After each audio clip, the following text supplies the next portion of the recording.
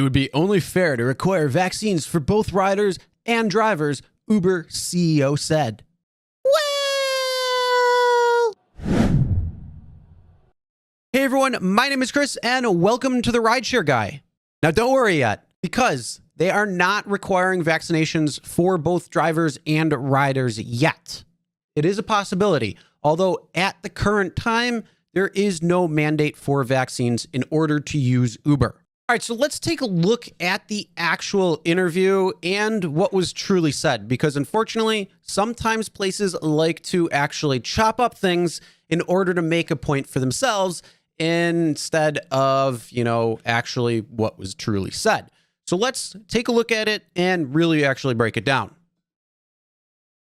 You've pushed your offices, the reopening back. Lots of questions about vaccination, whether employees should be vaccinated. There seems to be this sort of interesting dichotomy where white-collar workers are, in some cases, are being required to be vaccinated, and yet blue-collar workers, including potentially drivers, are not. Can you speak to what's happening here and why CEOs are thinking that way? Well, I think... So first off, the mandatory vaccines are for the employees only, not for drivers, not for riders. And again, this could be something that could change. So we'll keep you updated, but here we'll go back to it. I think it's a tough situation. White collar workers, you're spending time together in an office 8 hours a day, 10 hours a day. And we think based on the variant and the health concerns there, it was an easy call as it relates to coming back to the office. With blue collar and certainly with Uber, if it would only be fair to require vaccines for both riders and drivers, right? These are people, you're in a car, you're in a small space. And so what we have pushed is safety, masking, leaving the window open, et cetera. But we've got over 100 million riders and drivers constantly moving around together on a monthly basis. And we think that the push, which we completely support, should be for the government to get people vaccinated, everyone vaccinated as quickly as possible, so we can get back to life. Could you see making a decision that all drivers and passengers should be vaccinated? I think it's something that you could think about based on the circumstances that we're seeing now. We think the best path forward is for us and government, and we've certainly played our parts to push vaccination. We've had free vaccinations. We've got partnerships with Walgreens and others to really get the vaccination rates up. We think that's the best way forward. But do you think that part of the issue is that on the white collar side, there's a view that there will be compliance or enough compliance to continue to operate, but that a lot of companies, including your own maybe, that don't feel compelled or feel that they can mandate vaccines on their own employees, or in this case, contractors, that there would be effectively a new supply chain problem?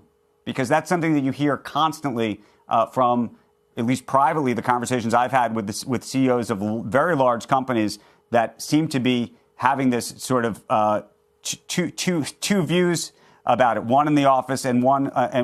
By the way, I would argue to you that there's more people in contact with more other people in what might be described as the blue collar jobs.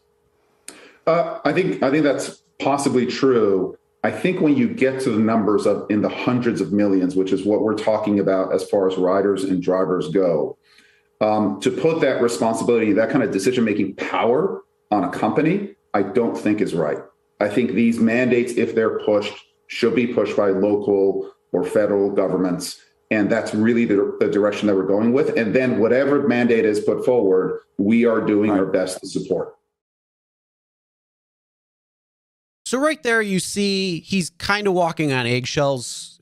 So they are not mandating, again, for drivers and riders at this moment. Things could change down the road. Who knows what's going to happen? If there are any updates to that, I will make sure to make a video and let you know for sure, and hopefully give you as much time of advance as possible. All right, and now let's open up the floodgates, because I'm sure there's a lot of people who have a lot to say when it comes to a vaccine mandate to drivers, to riders, or to be able to make your own choice. So I want to ask you, do you think that it should be mandatory for drivers only? Do you think it should be mandatory for drivers and riders? Do you think that it should be a decision up to the individual? Do Do you think it should wait until emergency authority from the FDA is gone and it's fully approved? And lastly, would you continue driving for Uber or Lyft if Uber or Lyft decided to mandate vaccines and you did not want to get it, or at least were on the fence waiting to see some of the long-term effects? What are your thoughts? Comment below.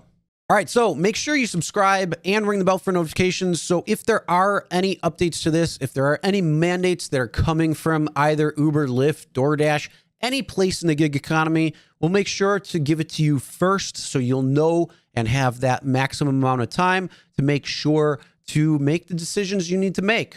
All right, everyone, drive safe.